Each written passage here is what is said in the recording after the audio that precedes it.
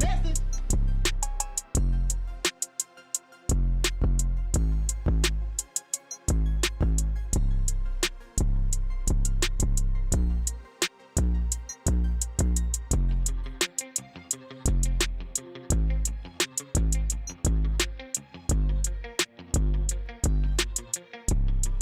Message.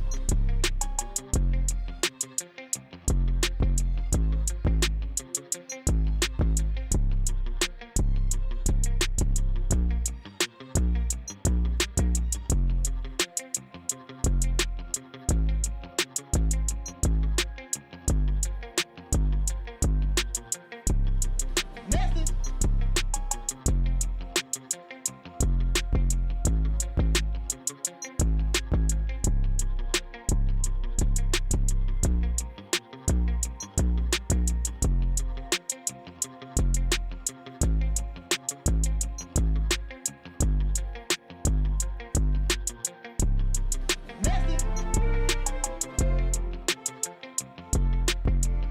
The masses have never thirsted after truth. They turn aside from evidence that is not to their taste, preferring to deify error if error seduce them. Whoever can supply them with illusions is easily their master. Whoever attempts to destroy their illusions is always their victim. Diseases of the body can spread through a population and reach epidemic proportions, but so too can diseases of the mind. And of these epidemics of the latter variety, the mass psychosis is the most dangerous. During a mass psychosis, madness becomes the norm in a society, and delusionary beliefs spread like a contagion. But as delusions can take many forms, and as madness can manifest in countless ways, the specific manner in which a mass psychosis unfolds will differ based on the historical and cultural context of the infected society. In the past, mass psychoses have led to witch hunts, genocides, and even dancing manias. But in the modern era, it is the mass psychosis of totalitarianism that is the greatest threat. Totalitarianism, writes Arthur Versluis, is the modern phenomenon of total centralized state power, coupled with the obliteration of individual human rights. In the totalized state, there are those in power, and there are the objectified masses, the victims. In a totalitarian society, the population is divided into two groups, the rulers and the ruled, and both groups undergo a pathological transformation. The rulers are elevated to an almost godlike status, which is diametrically opposed to our nature as imperfect beings who are easily corrupted by power. The masses, on the other hand, are transformed into the dependent subjects of these pathological rulers and take on a psychologically regressed and childlike status. Hannah Arendt, one of the 20th century's preeminent scholars of this form of rule, called totalitarianism an attempted transformation of human nature itself. But this attempted transformation only turns sound minds into sick minds. For as the Dutch medical doctor who studied the mental effects of living under totalitarianism wrote, "There is in fact much that is comparable between the strange reactions of the citizens of totalitarianism and their culture as a whole, on the one hand, and the reactions of the sick schizophrenic on the other. The social transformation that unfolds under totalitarianism is built upon and sustained by delusions. For only deluded men and women regress to the childlike status of obedient and submissive subjects, and hand over complete control of their lives to politicians and bureaucrats. Only a deluded ruling class will believe that they possess the knowledge, wisdom, and acumen to completely control society in a top-down manner. And only when under the spell of delusions would anyone believe that a society composed of power-hungry rulers on the one hand, and a psychologically regressed population on the other, will lead to anything other than mass suffering and social ruin. But what triggers the psychosis of totalitarianism? As was explored in the previous video of this series, the mass psychosis of totalitarianism begins in a society's ruling class. The individuals that make up this class, be it politicians, bureaucrats, or crony capitalists, are very prone to delusions that augment their power. Yeah. And no delusion is more attractive to the power-hungry than the delusion that they can and should control and dominate a society. When a ruling elite becomes possessed by a political ideology of this sort, be it communism, fascism, or technocracy, the next step is to induce a population into Elon accepting Musk. their rule by infecting them with the mass psychosis of totalitarianism. This psychosis has been induced many times throughout history, and as Mirlu explains, it is simply a question of reorganizing and manipulating collective feelings in the proper way. You stupid. The general Lando. method by which the members of a Ain't it ruling right? elite can accomplish this end is called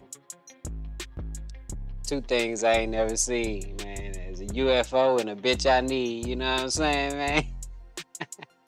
menticide, with the etymology that. of this word being a killing of the mind, and as Mirlu further explains, menticide is an old crime against the human mind and spirit, but systematized anew. It is an organized system of psychological intervention and judicial perversion through which a ruling class can imprint their own opportunistic thoughts upon the minds of those they plan to use and destroy. Priming a population for the crime of menticide begins with the sowing of fear. For as was explored in the first video of this series, when an individual is flooded with negative emotions such as fear or anxiety, he or she is very susceptible to a descent into the delusions of madness. Threats, real, imagined, or fabricated, can be used to sow fear, but a particularly effective technique is to use waves of terror. Under this technique, the sowing Scare of fear tactic. is staggered with periods of calm, but each of these periods of calm is followed by the manufacturing America. of an even more intense spell of fear. And on the process goes. Or as Mirlu writes, each wave of terrorizing creates its effects more easily after a breathing spell than the one that preceded it, because Message. people are still disturbed by their previous experience. Alright, hold on. Morality becomes lower and lower, and the psychological effects of each new propaganda campaign become stronger. It reaches a I was looking at point this- I was looking at already this- softened up. I got While another fear one, too. primes a population for menticide, the use of propaganda to spread misinformation and to promote confusion with respect to the source of the threats and the nature of the crisis helps to break down the minds of the masses. Government officials and their lackeys in the media can use contradictory reports, nonsensical information, and even blatant lies. As the more they confuse, the less capable will a population be to cope with the crisis and diminish their fear in a rational and adaptive Oh, manner. I seen that picture Confusion, in other words, heightens the susceptibility of a descent into the delusions of totalitarianism. Or as Mirlu explains, logic can be met with logic, while illogic cannot. It confuses those who think straight. The big lie and monotonously repeated nonsense have more emotional appeal than logic and reason. While the people are still searching for a reasonable counter-argument to the first lie, the totalitarians can assault them with another. Never before in history have such effective means existed to manipulate a society into the psychosis of Cell totalitarianism. phones. Smartphones and social media, television and the internet, all in conjunction with algorithms that quickly censor the flow of unwanted information, allow those in power to Yeah, easily they be assault the censoring minds of me the quick. masses. What is more, the addictive nature of these technologies means that many people voluntarily subject themselves to the ruling elite's propaganda with a remarkable frequency. Modern technology, explains Mirlu, teaches man to take for granted the world he is looking at. He takes no time to retreat and reflect. Technology lures him on, dropping him into its wheels and movements. No rest, The rat no meditation, race. no reflection, no conversation. The senses are continually overloaded with stimuli. Man doesn't learn to question his world Sensory anymore. overload, The basically. screen offers him answers, ready-made. But there is a further step the would-be totalitarian rulers can take to increase the chance of a totalitarian psychosis. About to say, And they this won't is let me to play? isolate the victims and to disrupt normal social interactions. When alone and lacking normal interactions with friends, family, and coworkers, an individual becomes far more What are susceptible those? to delusions for several reasons. Firstly, they lose contact with the corrective force of the positive example, for not everyone is tricked by the machinations of the ruling elite, and the individuals who see through the propaganda can help free others from the menticidal assault. If, however, isolation is enforced, the power of these positive examples greatly diminishes. But another reason that isolation increases the efficacy of menticide is because, like many other species, human beings are more easily conditioned into new patterns of thought and behavior when isolated.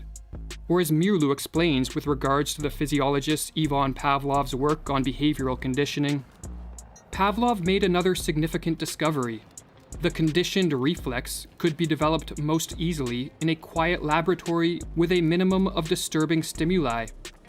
Every trainer of animals knows this from his own experience. Isolation and the patient repetition of stimuli Exactly. are required to tame wild animals. The totalitarians have followed this rule. They know that they can condition their political victims most quickly if they are kept in isolation. Alone, confused, and battered by waves of terror, a population under an attack of menticide descends into a hopeless and vulnerable state. The never-ending stream of propaganda turns minds once capable of rational thought into playhouses of irrational forces. And with chaos swirling around them and Damn. within them, the masses crave a kill me. return to a more I ordered like that world. picture. The would-be totalitarians can now take the decisive step. They can offer a way out and a return to order in a world that seems to be moving rapidly in the opposite direction. But all this comes at a price. The masses must give up their freedom and cede control of all aspects of life to the ruling elite. They must relinquish their capacity to be self-reliant individuals who are responsible for their own lives and become submissive and obedient subjects. The masses, in other words, must descend into the delusions of the totalitarian psychosis. Totalitarianism, writes Mirlu, is man's escape from the fearful realities of life into the virtual womb of the leaders. The individual's actions are directed from this womb, from the inner sanctum. Sheesh. Man need Oh, no of longer course. assume responsibility for his own life. The order and logic of the prenatal world reign. There is peace and silence, the peace of utter submission.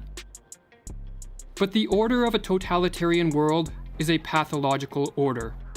By enforcing a strict conformity and requiring a blind obedience from the citizenry, totalitarianism rids the world of the spontaneity that produces many of life's joys and the creativity that drives society forward.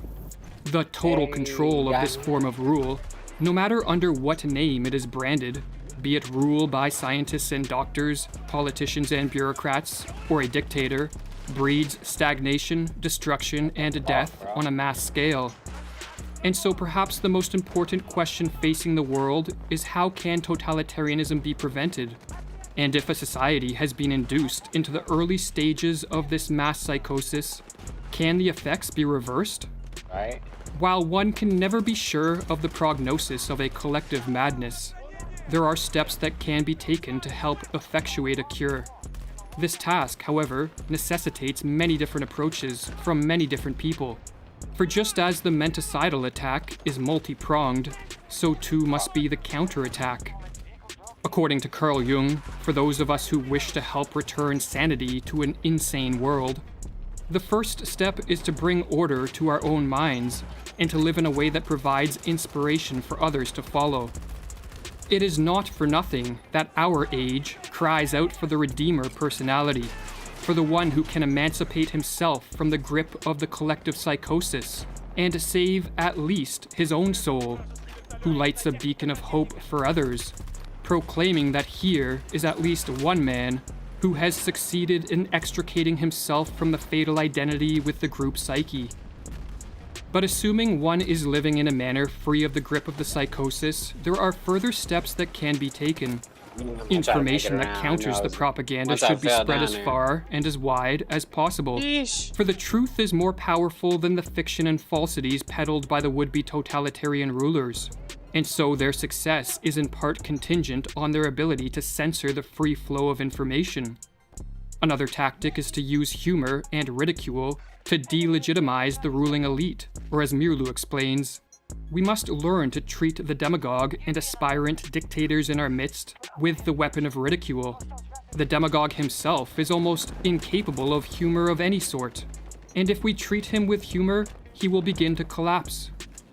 A tactic recommended by Václav Havel, a political dissident under Soviet communist rule, who later became president of Czechoslovakia, is the construction of what are called parallel structures. A parallel structure is any form of organization, business, institution, technology, or creative pursuit that exists physically within a totalitarian society, yet morally outside of it. In communist Czechoslovakia, Havel noted that these parallel structures were more effective at combating totalitarianism than political action.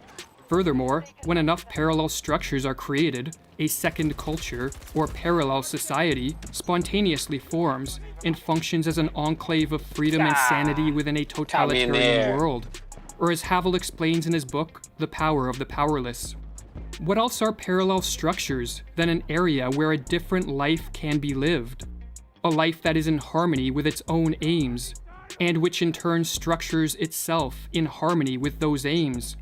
What else are those initial attempts at social self-organization than the efforts of a certain part of society to rid itself of the self-sustaining aspects of totalitarianism, and thus, to extricate itself radically from its involvement in the totalitarian system?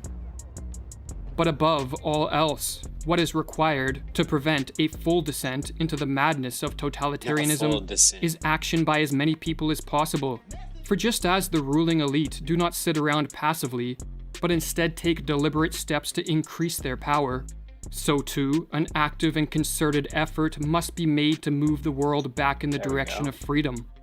This can be an immense challenge in a world falling prey to the delusions of totalitarianism, but as Thomas Paine noted, tyranny, like hell, is not easily conquered. Yet we have this consolation with us, that the harder the conflict, the more glorious the triumph.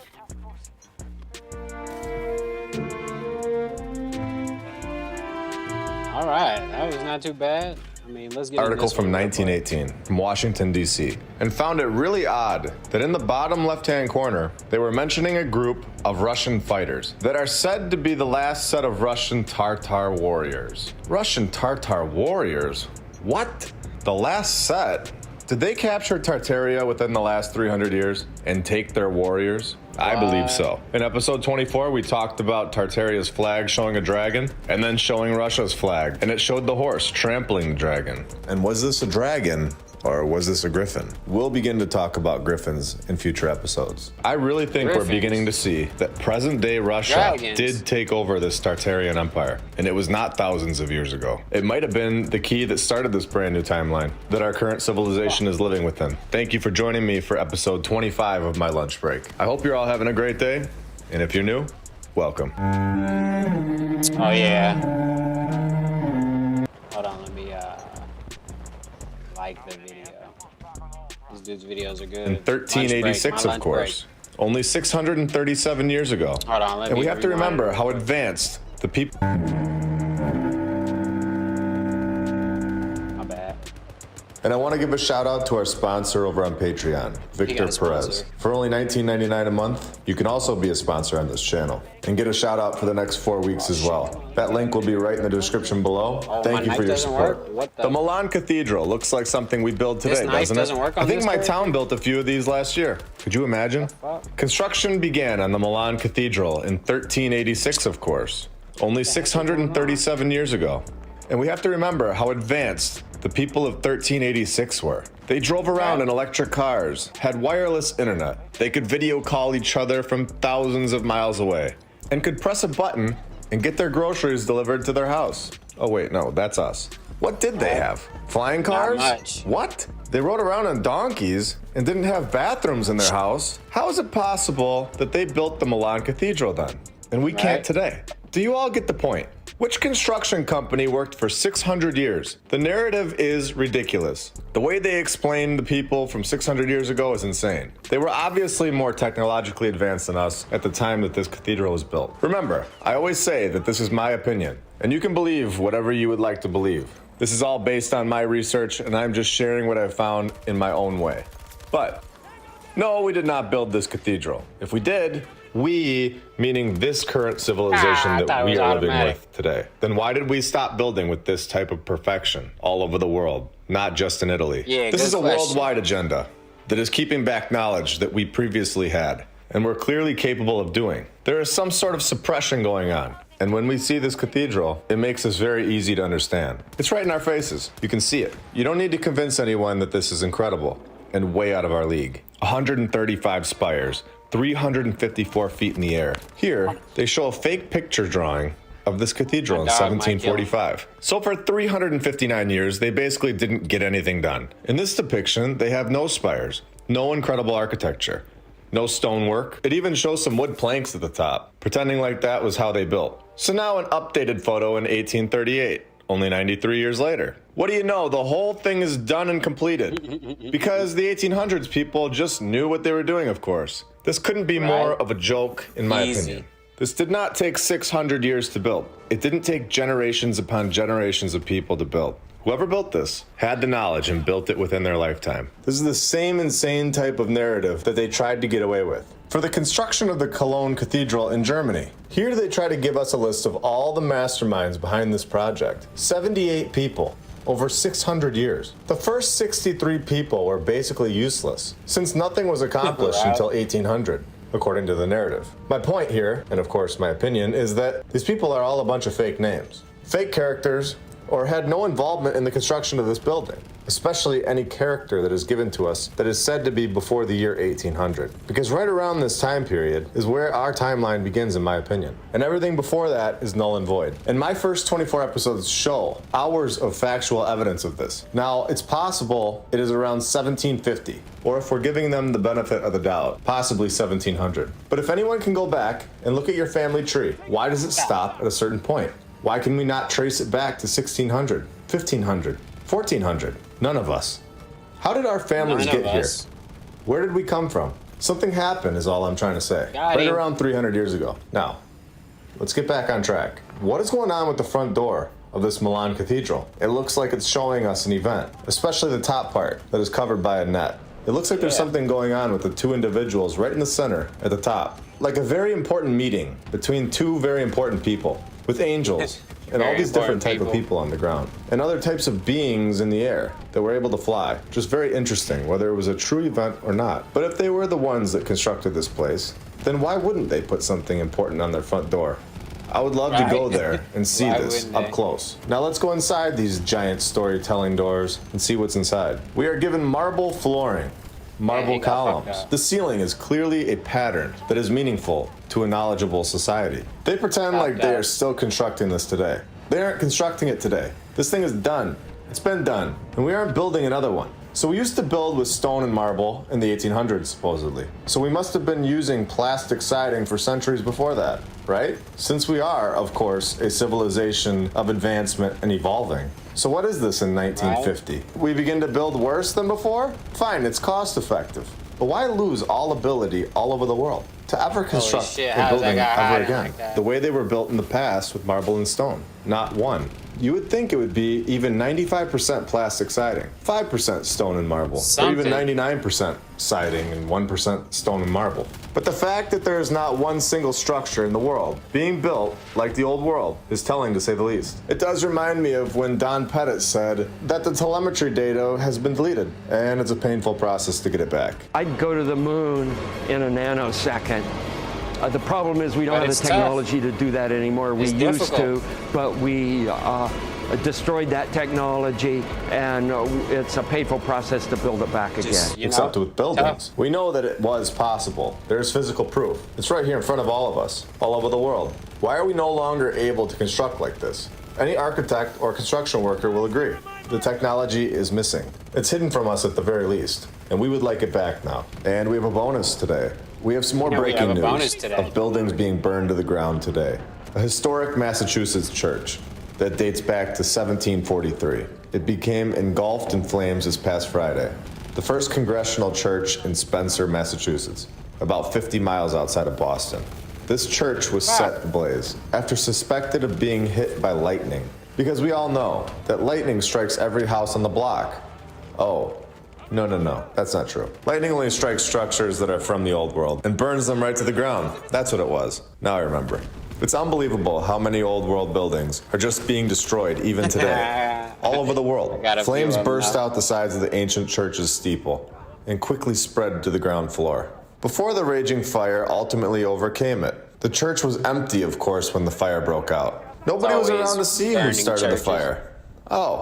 When the lightning struck, the pastor of the Protestant church, whose congregation is around 30 people, revealed that it's too early to know if the church can be rebuilt. What is this? An admission that they cannot rebuild the church? In 2023? I thought we were the most technologically advanced civilization of all time. Evolution, I thought. So people in the 1700s put this thing up with horse and wagon. But in 2023, we're unsure if we can even build it. This should shake anyone up at this point. This is clear admission that these buildings were not built by our current civilization. It's just horrible that they seem to be burning these things down by the day. And they've been doing it for hundreds of years now. Just a reminder to enjoy the ones that we still have. Oh wait, there's more? In January 1862, a fire completely destroyed the house of worship. It was rebuilt in 1863 and stood until Friday's fire. You're telling me this is the second time they burned this place down? I'm guessing the 1862 fire didn't get the job done. And I want to point out one more thing. Did we all catch it?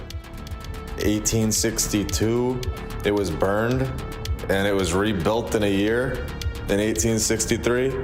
So they needed to try again and burn it down on Friday. Horrible and so repetitive. The odds that the fires find their way into nearly every old world building is 0%. Yet it happens. Why doesn't the fire ever go to a random house right next door instead? Not every house on the block goes up in fire, but every old world building does. And not just once. It happens multiple times. Don't forget that there are a bunch of brand new t-shirts. You can find them right below this video. Every purchase will help support the channel, as well as when you like the video, comment, and when you subscribe to the channel. I couldn't be more thankful for all of the support you guys are giving. Our Twitter... Alright, that shit was crazy, but I can't get a freaking kill. Can't get a freaking kill for nothing, bro. Saturday Night Battlefield, huh? Good idea, yeah, it was. Back up. Come on! That's crazy. That's crazy.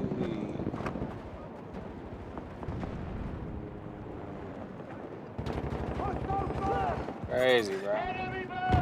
The Entered Apprentice's lecture. Brother, is there anything between you and me? Fire. There is, right worshipful.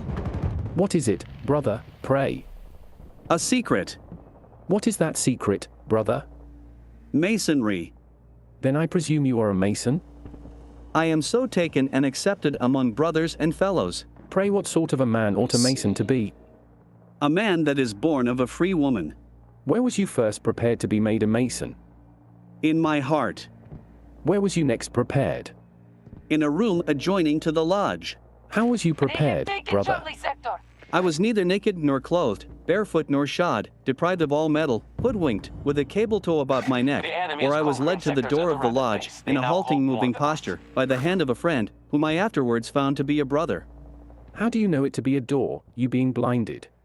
By finding a stoppage, and afterwards an entrance or admittance. How got you admittance? By 3 knocks. What was said to you within? Who comes there? Your answer, brother? One who begs to have and receive part of the benefit of this right worshipful lodge, dedicated to St. John, as many brothers and fellows have done before me. How do you expect to obtain it? By being freeborn and well reported. What was said to you then? Enter. How did you enter, and upon what? Upon the point of a sword, or spear, or some warlike instrument. Presented to my naked left breast. What was said to you then? I was asked if I felt anything. What was your answer? I did, but I could see nothing.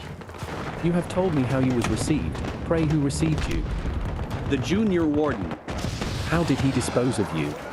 He delivered me to the master, who ordered me to kneel down and receive the benefit of a prayer. Brethren, let us pray. O Lord God, thou great and universal mason of the world, and first builder of man, as it were a temple, be with us, O Lord, as thou hast promised, where 2 or 3 are gathered together in thy name, thou wilt be in the midst of them. Be with us, O Lord, and bless all our undertakings, and grant that this our friend may become a faithful brother. Let grace and peace be multiplied unto him, through the knowledge of our Lord Jesus Christ, and grant, O Lord, as he putteth forth his hand to thy holy word, that he may also put forth his hand to serve a brother, but not to hurt himself or his family, that thereby may be given to us great and precious promises, that by this we may be partakers of thy divine nature, having escaped the corruption that is in the world through lust.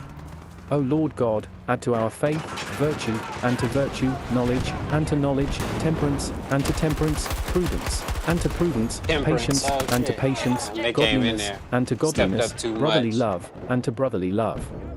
Charity, and grant, O Lord, that masonry may be blessed throughout the world, and thy peace be upon us, O Lord, and grant that we may be all united as one, through Jesus Christ, who liveth and reigneth forever and ever. Amen. After this prayer, what was said to you? I was asked who I put my trust in. Your answer, brother? In God. What was the next thing said to you? I was taken by the right hand, and a brother said, Rise up, and follow your leader, and fear no danger. Back. I had to die, After all this, how was you disposed of? I was led 3 times round the lodge. Where did you meet with the first opposition? At the back of the junior warden in the south, where I gave the same 3 knocks as at the door. What answer did he give you? He said, Who comes there? Your answer? The same as at the door, one who begs to have and receive, etc. Come on. Where did you meet with the second opposition? At the back of the senior warden in the west, where I made the same repetition as at the door. He said, Who comes there? One who begs to have, etc. Where did you meet with the third opposition? At the back of the master, in the east, where I made the repetition as before. What did the master do with you? He ordered me back to the senior warden in the west to receive instructions. What were the instructions he gave you? He taught me to take 1 step upon the first step of a right-angle oblong square, with my left knee bare bent, my body upright, my right foot forming a square, my naked right hand upon the Holy Bible, with the square and compass thereon, my left hand supporting the same, where I took that solemn obligation or oath of a mason. Brother, can you repeat that obligation? I will do my endeavor, with your assistance, worshipful. Stand up and begin. Here the oath is repeated, as mentioned before. After repeating this obligation, they drink a toast to the heart that conceals, and to the tongue that never reveals. The master in the chair gives it, and they all say ditto, and draw the glasses across their throats as aforesaid. Now, brother, after you received the obligation, what was said to you? I was asked what I most desired. What was your answer? To be brought to light. Who brought you to light? The master and the rest of the brethren. When you was thus brought to light, what were the first things you saw? The Bible, square, and compass. What was it they told you they signified? 3 great lights in masonry. Explain them, brother. The Bible to rule and govern our faith, the square to square our actions, the compass to keep within bounds with all men, particularly with a brother. What were the next things that were shown to you? 3 candles, which I was told were 3 lesser lights in masonry. What do they represent? The sun, moon, and master mason. Why so, brother? There is the sun to rule the day, the moon to rule the night, and the master mason is lodge, or at least ought so to do. What was then done to you? The master took me by the right hand, and gave me the grip and word of an entered apprentice, and said, Rise, my brother Jachin. Sometimes they show you the sign before the grip and word is given, which is Jachin. It is the entered apprentice's word, and the grip there to belonging is to pinch with your right thumbnail upon the first joint of your brother's right hand. Have you got this grip and word, brother? That's the only bad thing. I have, right worshipful. Give it to your brother.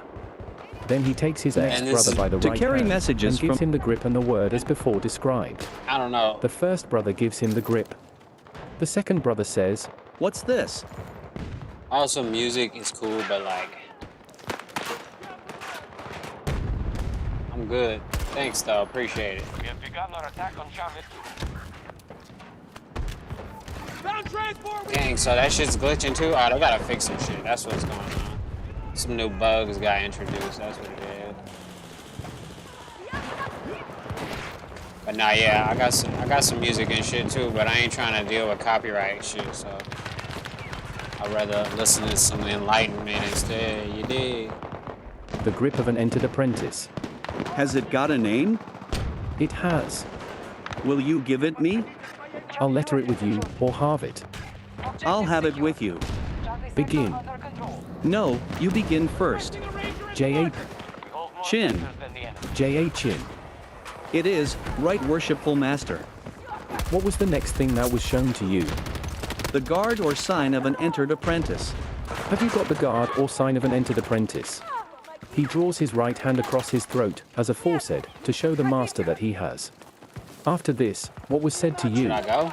I was ordered to be taken back and invested with what I had been divested of, and to be brought back again to return thanks, there he and to goes. receive the benefit of a lecture, if time would I didn't know permit. where he was at. After what you had been divested of was restored, what was next done to you? I was brought to the northwest corner of the lodge, in order to return thanks.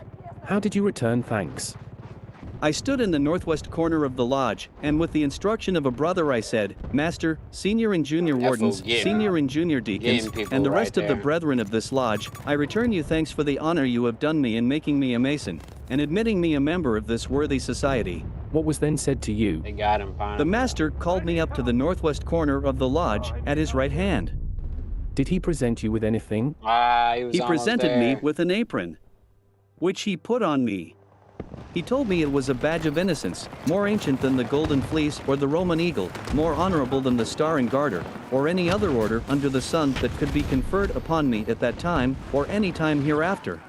What were the next things that were shown you? I was set down by the master's right hand, who showed me the working tools of an entered apprentice. What were they? The 24-inch gauge, the square, and common gavel, or setting maul. What are their uses? The square to square my work, the 24-inch gauge to measure my work, the common gavel to knock off all superfluous matter, whereby the square makes it easy and just. Brother, as we are not all working masons, we apply them to our morals, which we call spiritualizing. Explain them. The 24-inch gauge represents the 24 hours of the day. How do you spend them, brother? 6 hours to work in, 6 hours to serve God, and 6 to serve a friend or a brother as far as lies in my power, without being detrimental to myself or family. I come now to the entered apprentices' reasons, but as the ceremony of drinking healths among the Masons takes up much of their time, we must stop a little in order to introduce some of them.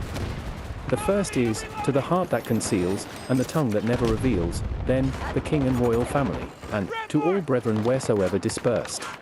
The pleasures they enjoy, the purity of their sentiments, and the uniformity that always reigns in their assemblies, are far from being tiresome or insipid. I next proceed to the entered apprentices' reasons. Why was you neither naked nor clothed, barefoot nor shod, with a cable tow or halter about your neck? If I had recanted and ran out into the street, the people would have said I was mad, but if a brother had seen me, he would have brought me back, and seen me done justice by. Why was you hoodwinked? That my heart may conceal before my eyes did discover. The second reason, Damn, they blowing brother, my shit up already? As I was in darkness at that time, I should keep all the world in darkness. why was you deprived of all metals? That I should bring nothing offensive or defensive into the lodge. Give me the second reason, brother. As I was poor and penniless when I was made a Mason, it informed me that I should assist all poor and penniless brethren as far as lies in my power. You told me you gave 3 distinct knocks at the door. Pray, what do they signify? A certain text in Scripture. What is the text? Ask, and you shall have, seek, and you shall find, knock, and it shall be opened unto you. How do you apply this text in Masonry? I sought it in my mind, I asked of my friend, I knocked, and the door of Masonry What the became fuck? open unto me. Why had you a sword, spear, some other warlike instrument presented to your naked left breast particularly? Because the left breast is the nearest the heart, that it might be the more a prick to my conscience, as it pricked my flesh at that time. Why was you led 3 times round the lodge? That all the brethren might see I was duly prepared. When you was made an apprentice, why was your left knee bare bent? Because the left knee is the weakest part of my body, and an entered apprentice is the weakest part of masonry, into which degree I was then entering. Here the brethren resume their glasses, and drink a health, sometimes to the Grand Master, at other times to the wardens or other officers, and then proceed. The form of a lodge. Brother, pray what makes a lodge? Right worshipful, a certain number of masons met together to work. Pray what number makes a lodge? 3, 5, 7, or 11. Why do 3 make a lodge, brother? Because there were 3 grand masons in the building of the world, and also that noble piece of architecture, man, which are so complete in proportion that the ancients began their architecture by the same rules. The second reason, brother? There were 3 grand masons at the building of Solomon's temple. Why do 5 make a lodge? Because every man is endowed with 5 senses: What are the 5 senses? hearing, seeing, smelling, tasting, and feeling. What are those 5 senses to you in masonry? 3 are of great use to me, viz. hearing, feeling, and seeing. Of what use are they, brother? Hearing is to hear the word, seeing is to see the sign, feeling is to feel the grip, that I may know a brother as well in the dark as in the light. Why should 7 make a lodge? Because there are 7 liberal sciences: Will you name them, brother? grammar, rhetoric, logic, arithmetic, geometry, music, and astronomy. Brother, what do those sciences teach you? Grammar teaches me the art of writing, and speaking the language taught me, according to the first, second, and third concord. What doth rhetoric teach you? The art of speaking upon any topic whatsoever. What doth logic teach you? The art of reasoning well, whereby you may find out truth from falsehood. What doth arithmetic teach you? The use of numbers. What doth geometry teach you? The art of measuring, whereby the Egyptians found out their own land, or the same quantity which they had before the overflowing of the river Nile, that frequently used to water their country, at which time they fled to the mountains till it went off again, and this made them have continual quarrels about their lands. What doth music teach you, brother? The virtue of sounds. What doth astronomy teach you? The knowledge of the heavenly bodies. Why should 11 make a lodge, brother? There were 11 patriarchs when Joseph was sold into Egypt, and supposed to be lost. The second reason, brother? There were but 11 apostles when Judas betrayed Christ. What form is your lodge? An oblong square. How long, brother? From east to west. How wide, brother? Between north and south. How high, brother? From the earth to the heavens. How deep, brother? From the surface of the earth to the center. Why is your lodge said to be from the surface to the center of the earth? Because that masonry is universal. Why is your lodge situated east and west? Because all churches or chapels are, or ought to be so. Why so, brother? Because the gospel was first preached in the east, and extended itself to the west. What supports your lodge? 3 great pillars. What are their names? Wisdom, strength, and beauty. Who doth the pillar of wisdom represent? The master in the east. Who doth the pillar of strength represent? The senior warden in the west. Who doth the pillar of beauty represent? The junior warden in the south. Why should the master represent the pillar of wisdom? Because he gives instructions to the crafts to carry on their work in a proper manner, with good harmony. Why should the senior warden represent the pillar of strength? As the sun sets to finish the day, so the senior warden stands in the west to pay the hirelings their wages, which is the strength and support of all business. Why should the junior warden represent the pillar of beauty? Because he stands in the south at high 12 at noon, which is the beauty of the day, to call the men off from work to refreshment, and to see that they come on again in due time, that the master may have pleasure and profit therein. Why is it said that your lodge is supported by those 3 great pillars, wisdom, strength, and beauty? Because wisdom, strength, and beauty are the finishers of all work, and nothing can be carried on without them. Why so, brother? Because there is wisdom to contrive, strength to support, and beauty to adorn. Had you any covering to your lodge? Yes, a clouded canopy of divers colors. How blows a mason's wind, brother? Due east and west. What o'clock is it, brother? High 12. Call the men off from work to refreshment, and see that they come on again in due time. The entered apprentice's lecture being finished, it is customary for the master to call upon one of the brethren, who can best acquit himself, for the following song, which is always readily complied with song. At the conclusion of the entered apprentice's lecture, come let us prepare, we brothers that are assembled on every occasion. Let us drink, laugh, and sing, our wine has a spring, here's a health to an accepted mason. Chorus, let us drink, etc. The world is in pain, our secrets to gain, but still let them wonder and gaze on. They never can divine the word or the sign of a free and an accepted mason. Tease this, and tease that, they cannot tell what, why so many great men of the nation should put aprons on, to make themselves one with a free and an accepted mason. Great kings, dukes, and lords have laid by their swords, our mystery to put a good grace on, and never been ashamed to hear themselves named with a free and an accepted mason. Antiquity's pride we have on our side, and it maketh men just in their station, there's naught but what's good. To be understood by a free and an accepted mason. We're true and sincere, and just to the fair, who will trust us on every occasion. No mortal can more the ladies adore than a free and an accepted mason. Then join hand in hand, to each other firm stand, let's be merry and put a bright face on. What mortal can boast so noble a toast as a free and an accepted mason? While this song is singing, they all stand round the table, and when they come to the last verse, they join hands crossways in the following manner. The right-hand man takes hold of the left hand of his neighbor with his right hand, and the left-hand man takes hold of the right hand of his next brother with his left hand, so as to form a chain by so many links, and all join in the chorus, jumping violently with their feet on the floor, and shaking their hands up and down, linked together as above, keeping exact time with both. Everyone now talks of what he pleases, and as it is generally half an hour before they proceed to business, those who perhaps have ordered a supper retire into another room, but before they are permitted, the master proceeds to call the men off from work, as it is termed, which is done in this manner. The master whispers to the senior deacon, who sits on his right hand, and says, "It is high time to call the men from work to refresh themselves." The senior deacon whispers to the senior warden, and it is communicated from him to the junior deacon, who carries it to the junior warden. He proclaims it openly to the lodge, and sets his column upright.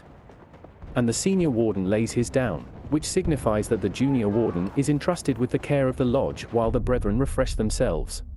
In this place it will be necessary to acquaint the reader how he may discover an entered apprentice by drinking with him in company.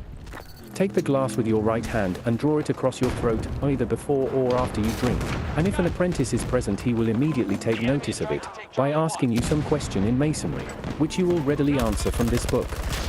If he asks the meaning of your doing that, you may whisper to him that it is the penalty of the obligation of an entered apprentice. From this answer he will proceed farther in his inquiry.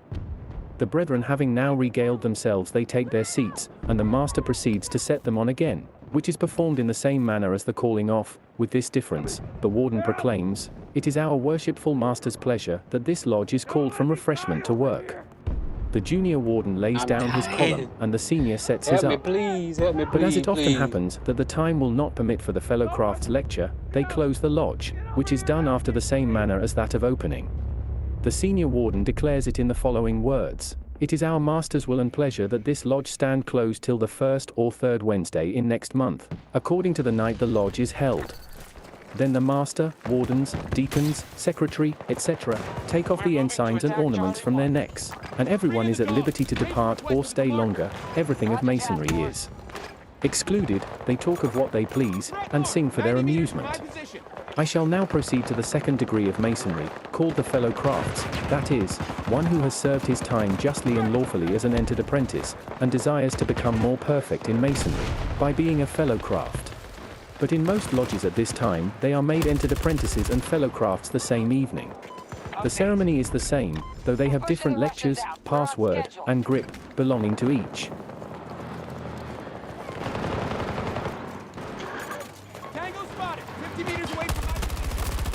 God damn.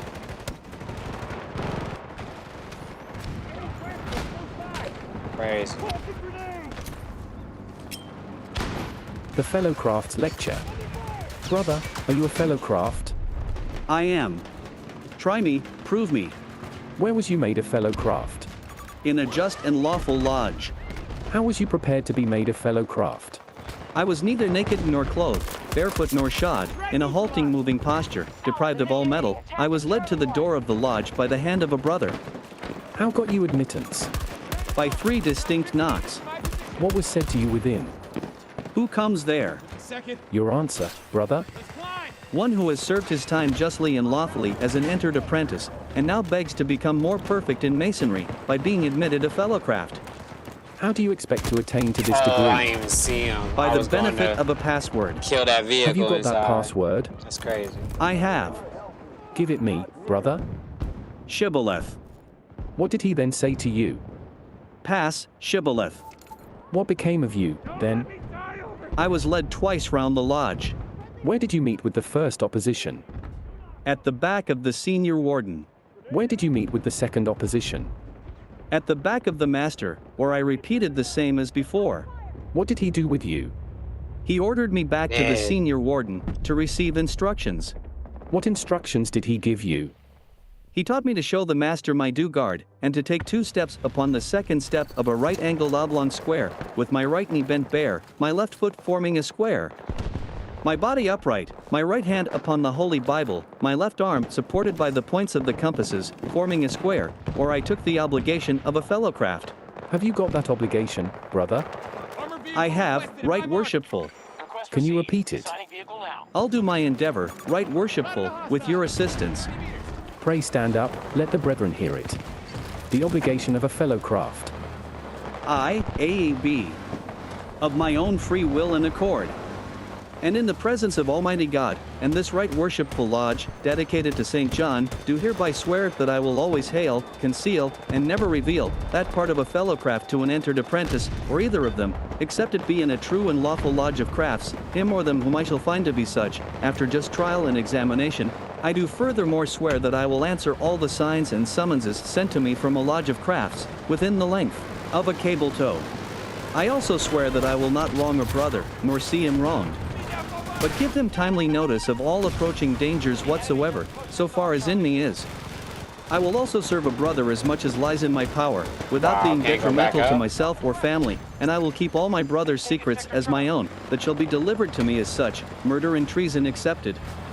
All this I swear with a firm resolution to perform the same, without any equivocation or hesitation in me whatsoever, under no less penalty than to have my heart torn from my naked left breast, and given to the vultures of the air as a prey. So help me God, and keep me steadfast in this my fellowcraft's obligation. Kisses the book. Thank you, brother. After you received this obligation, pray what was shown to you. The sign of a fellowcraft. Pray give it me. I will, right worshipful. He stands up and puts his right hand to his left breast, keeping his thumb square and his left hand raised up, so as to form a square. What was next done to you?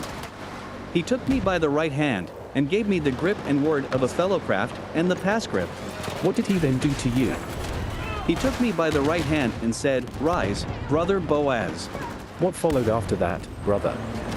He ordered me back, when everything I had been divested of was restored, and I was brought in again, in order to return thanks. Being thus admitted, brother, did you ever work as a craft? Yes, right worshipful, in building the temple. Where did you receive your wages? In the middle chamber. When you came to the door of the middle chamber, pray who did you see? A warden. What did he demand of you? The password of a fellowcraft. Did you give it him? I did, right worshipful. Pray what is it? Shibboleth. How got you to the middle chamber? Through the porch. Did you see anything worth your notice? I did, right worshipful. What was it? 2 fine brass pillars. What are their names? Jachin and Boaz. How high were these pillars?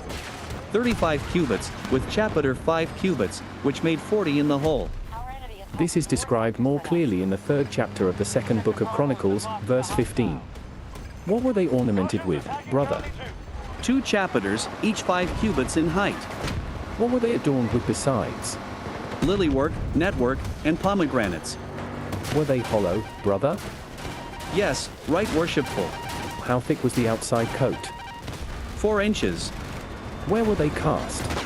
On the plain of Jordan, between Succos and Zartha, in a clay ground, where all Solomon's holy vessels were cast. Who cast them, brother? Hiram Abiff, the widow's son. This generally Hiram finishes Abiff. the Fellowcraft's lecture, and very few lodges go so far in their questions and answers. Therefore, in order to enliven the company, the master asks some good singer to favor them with the following song, which is commonly sung with great energy and rapture throughout the lodge, every brother bearing a part in the chorus. The fellow craft song. Hail, masonry! Thou craft divine! Glory of earth, from heaven revealed, which does with jewels precious shine, from all but masons' eyes concealed. Chorus. Thy praise is due who can rehearse in nervous prose or flowing verse.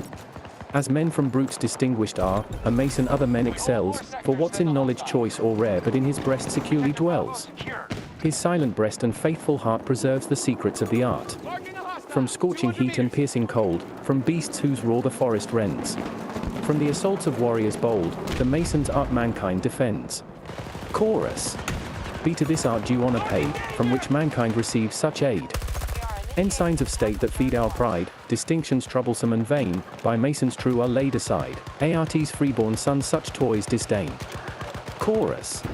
Ennobled by the name they bear, distinguished by the badge they wear. Sweet fellowship, from envy free, friendly converse of brotherhood. The lodge's lasting cement be, which has for ages firmly stood. Chorus. A lodge thus built for ages past has lasted, and will ever last.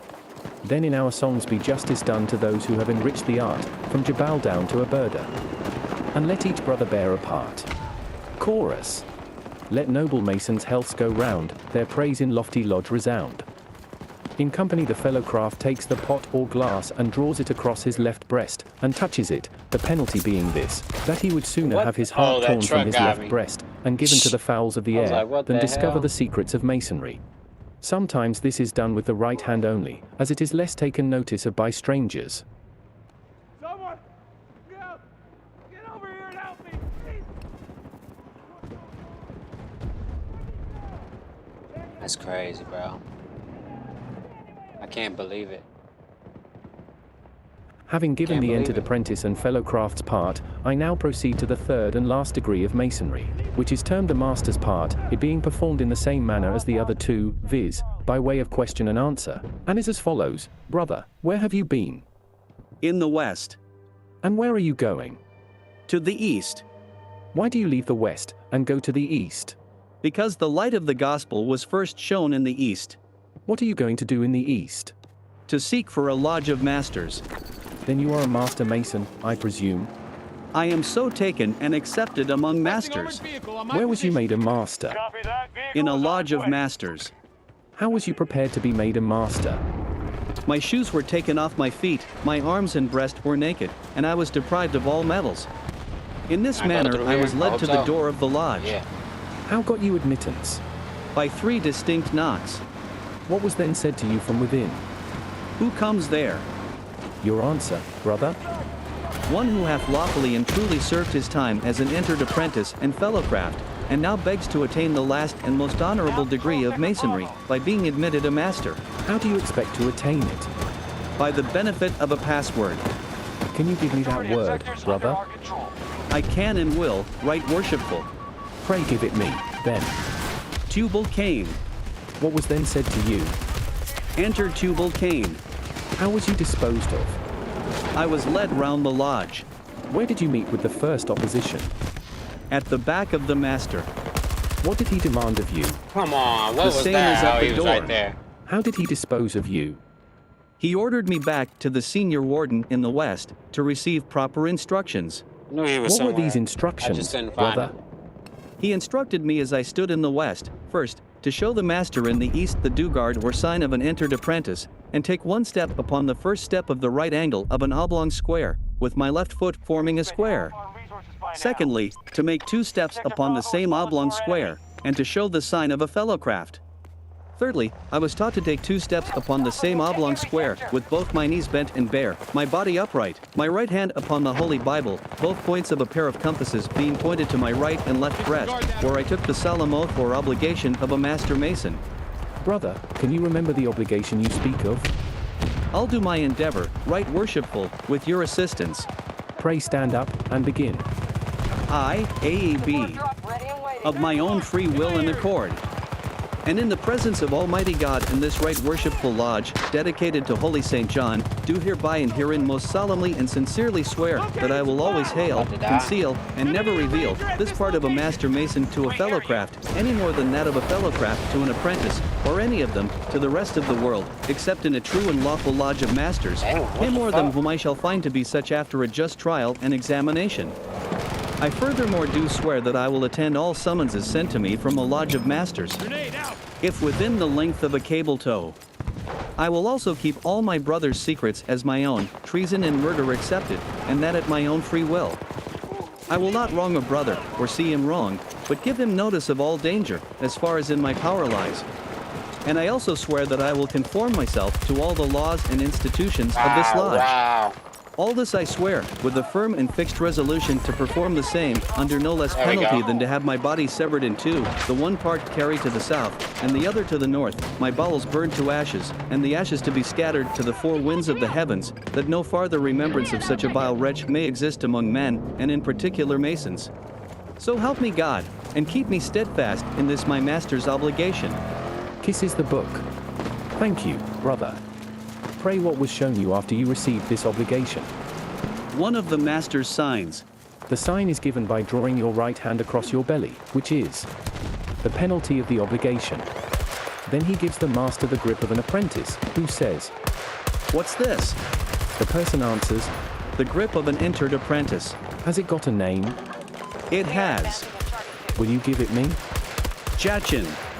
Will you be of all from? From. From what, brother? From an entered apprentice to a fellow craft. Pass, brother. He puts his thumb between the first and second joint, which is the pass grip, and you pronounce the word shibboleth. What was done to you after that? He took me by the grip of a fellow craft and said, What's this? Your answer, brother? The grip of a fellow craft. Has it got a name? It has. I Will you couldn't do give it it me? quick enough. Boaz. What was then said to you? Rise up, brother Boaz. Brother, what followed? He told me I represented one of the greatest men in the world, viz.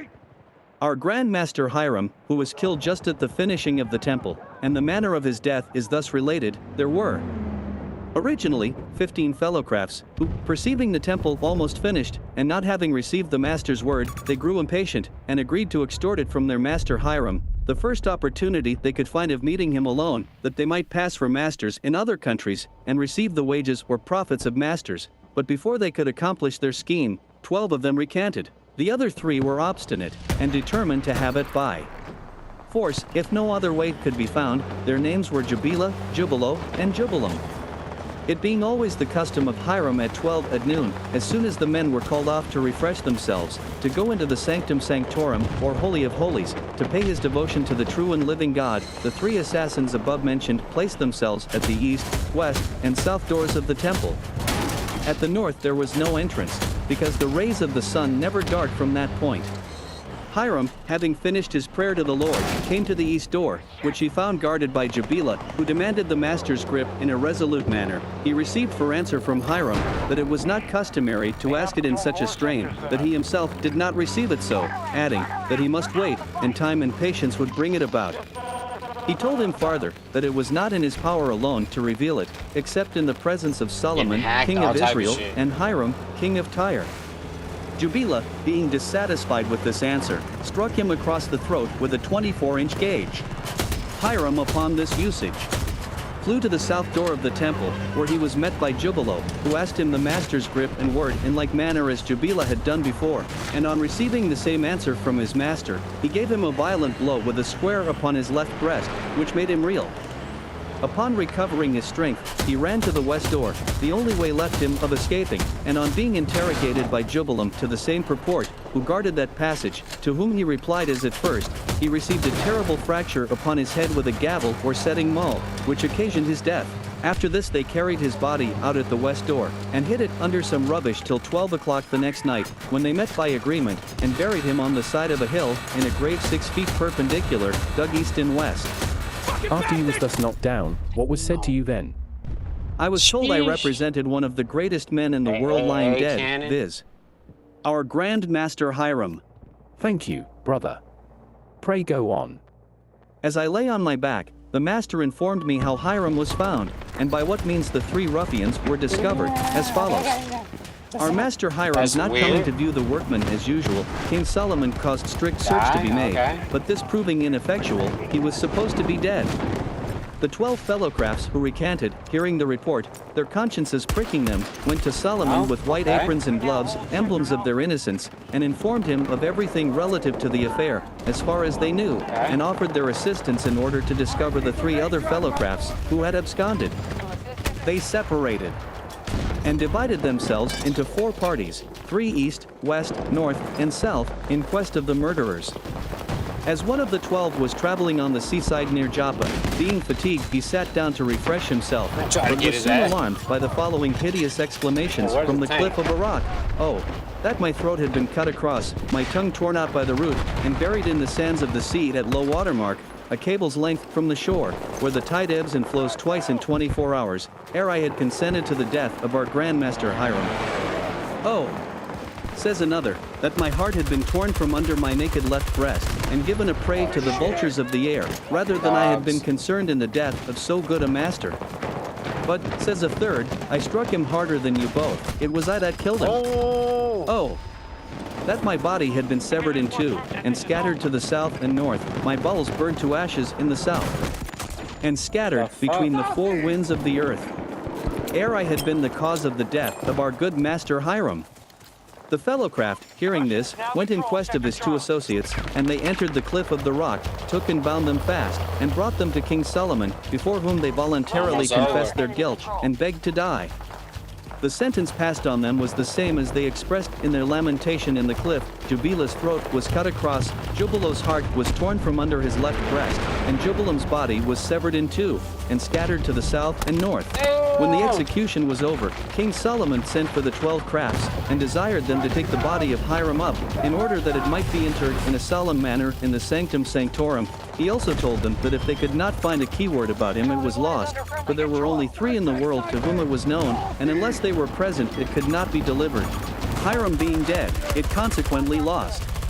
However, as Solomon ordered, they went and cleared the rubbish, and found their master in a mangled condition, having lain 15 days, upon which they lifted up their hands above their heads in astonishment, and said, O Lord, my God. This being the first word and sign, King Solomon adopted it as the grand sign of a master mason, and it is used at this day in all the lodges of masters. Brother, when Hiram thus found dead, how was he raised? By the 5 points of fellowship. What are these points of fellowship? He was taken by the entered apprentice's grip, and the skin slipped off. Then he was taken by the fellowcraft's grip, which also slipped off, and lastly by the master's grip. Brother, it appears you could not have been raised, but by the 5 points of fellowship. Pray explain them. Hand in hand signifies that I will always put forth my hand to serve a brother as far as in my power lies. Hit me with a grenade. Foot to foot, that I never will be afraid to go a foot out of my way to serve a brother. Knee to knee, that when I pray, I should never forget my brother's welfare. Breast to breast, to show I will keep my brother's secrets as my own. The left hand supporting the back, that I will always support a brother as far as I can, without being detrimental to my own family. Thank you, brother. But pray, why was he deprived of all metal? Peace. Because there was neither axe, hammer, nor sound of any metal tool heard in the building of the Temple of Solomon. Why so, brother? Because it Save that part till later. I'll holler though.